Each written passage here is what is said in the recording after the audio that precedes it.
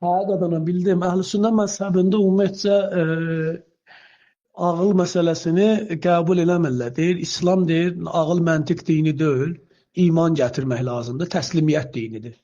Ağıl sana nə deyilirsə də Allah tərəfindən, Allah adından, Elçi adından, sən orada ağıllı işlədənməzsən. Deyirsə dəvə sidiyi şəfadır, deməli şəfadır.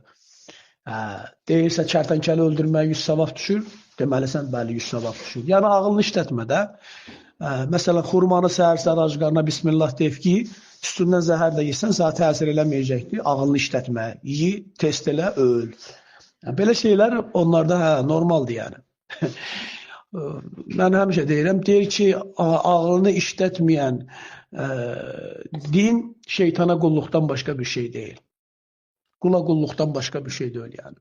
Onlara ağıllı işlədən insan lazımdır. Ona görə də bugün dünyanın, məsələn, böyük ölkələrində niyə irəli getdilər? Çünki ağıllarını işlətdilər. Bunlar hələ İslam dünyası niyə bu qədər geridə qalıb? Ona görə ki, çünki kör-körünə inancdan yaşayırlar. Hələ də tualetə girib çıxmağın hansı ayaqla olmasının ixtilafını aparır. Dalımızı sağla yox, solla yox, onun söhbəti gedir.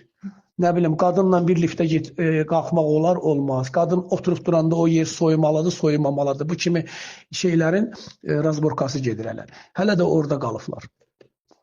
Cəmaət də Kitayda, nə bilim, atom nüvəsi istehsal edir. Bütün dünya bazarını ələ keçiribdir. Hər şey ixtira eləyir. Bir dənə müsəlman ölkəsi görmədim ki, bir maşın ixtira eləsin, bir düzəməllə, nəsə bir şey ortaya icad eləsin.